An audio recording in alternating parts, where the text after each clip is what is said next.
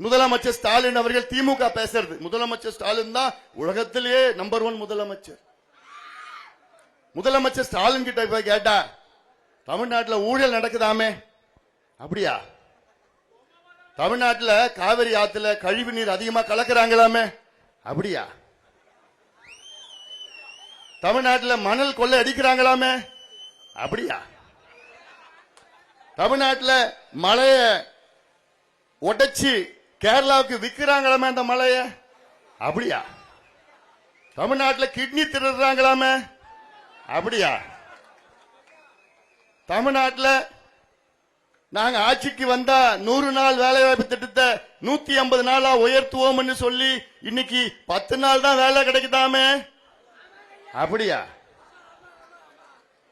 தமிழ்நாட்டில் நாங்க ஆட்சிக்கு வந்தா மாசம் மாசம் மின் கணக்கெடுப்பு எடுப்போம்னு சொன்னாங்களாமே, இன்னைக்கு எடுக்கலையாமே, அப்படியா? தமிழ்நாட்டில் இட்லி கடை படம் நல்லா ஓடுதாமே, ஆஹா அது சூப்பர்ப்பா, அது சூப்பர். ஏன்னா என் பேரன் எடுத்து, அவர் பேரன் எடுத்தார். இதை மட்டும்தான் தெரியும் ஸ்டாலின் அவர்களுக்கு. வேற என்ன நடக்குது, எப்படி நடக்குது, எங்க சாராயம் விற்கிறாங்க, எங்க கஞ்சா விற்கிறாங்க, எதுவும் தெரியும்.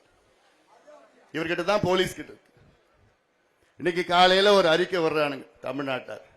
என்னன்னு, நாங்க இன்னும் தமிழ்நாட்டில் 30 மணல் குவாரியை நாங்க திறக்க போறோம். எவ்வளவு கேடுகிட்ட ஆட்சியா இருக்கும் அது. ஆத்துல மணல கொள்ளடிக்கின்ற ஒரு செயல் படுபாவம், அது படுபாவம். நம்முடைய ஆறுகள் நம்முடைய தாய்க்கு நிகரானது. அப்படிப்பட்ட ஆறுகள்ல கொள்ளடிச்சு அதுல பணம் பார்க்கிறவன் என்ன சொல்லலாம், வாயில வரல. இதற்கு 30 குவாரிகளை தொடங்க போறாங்களா. இன்னும் இருக்கிறதே 4 மாசம் தான். ஏற்கனவே நம்முடைய மலைகளை உடைச்சி, நான் சமீபத்தில் தென் மாவட்டத்துக்கு நான் போயிட்டு வந்தேன். தூத்துக்குடி, திருநெல்வேலி, நாகர்கோவில், மதுரை பகுதியில், தென்காசி பகுதியில் எல்லாம் போயிட்டு வந்தேன். அங்க போனா அங்க இருக்கின்ற மேற்கு தொடர்ச்சி மலையை உடைச்சி நாசப்படுத்தி அங்க இருக்கின்ற மலைகள் எல்லாம் இயற்கை வளங்களை, கனிம வளங்கள் எல்லாம் கேரளாவுக்கு வித்துட்டு இருக்காங்க, கேரளாவுக்கு எடுத்துட்டு போயிட்டு இருக்கிறாங்க. கேரளாக்காரன் புத்திசாலி. எப்படி தெரியுமாமா? கேரளாவில் சட்டம் இருக்கு. என்ன சட்டம் இருக்கு? கேரளாவில் எந்த ஆத்திலையும் மணல் எடுக்க கூடாது அப்படின்னு சட்டம் இருக்கு. கேரளாவில் எந்த மலையும் உடைக்க கூடாது, அங்க கல் எடுக்க கூடாது, அங்க குவாரியை அமைக்க கூடாது, அங்க கிரனைட் எடுக்க கூடாது, கேரளாவில் சட்டம் இருக்கு.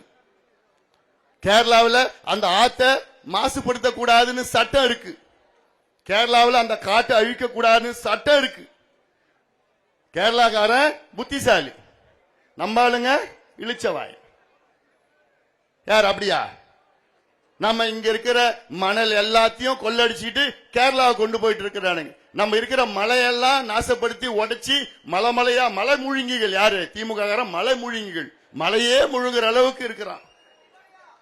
அந்த மலை எடுத்து கேரளாவுக்கு எடுத்துட்டு போறான், மணல் எடுத்துட்டு போறான், கிராவல் எடுத்துட்டு போறான், எல்லாமே கேரளாவுக்கு எடுத்துட்டு போறான். அங்க இருக்கிறவங்க அப்படியே சுற்றுச்சூழல் வனப்பகுதியை அப்படியே அவ்வளவு அழகா இருக்கு, பாதுகாப்பு வச்சிருக்கான்.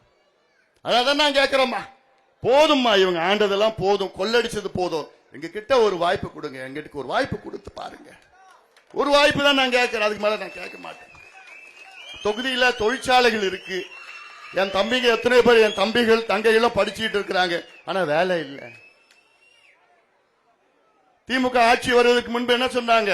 நாங்கள் ஆட்சிக்கு வந்தால் தமிழ்நாட்டில் உள்ள தொழிற்சாலைகளில், தனியார் தொழிற்சாலைகளில் 75 விழுக்காடு வேலை வாய்ப்பை அங்கே உள்ளூர் இளைஞர்களுக்கு கொடுக்கின்ற சட்டத்தை கொண்டு வருவோம் என்று பொய் சொன்ன திமுக. கொண்டு வந்தாங்களா?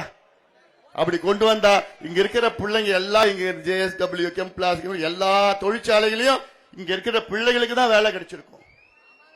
ஆனா இப்ப எங்கெங்கயோ எடுத்துட்டு வராங்க வேலைக்கு, இங்க இருக்கிற படிச்ச பிள்ளைங்களுக்கு கிடைக்கல. சட்டத்தை நிச்சயமா இன்னொரு 4 மாசத்துல எப்படி கொண்டு வர போறாங்க? உறுதியா கொண்டு வர போறது கிடையாது.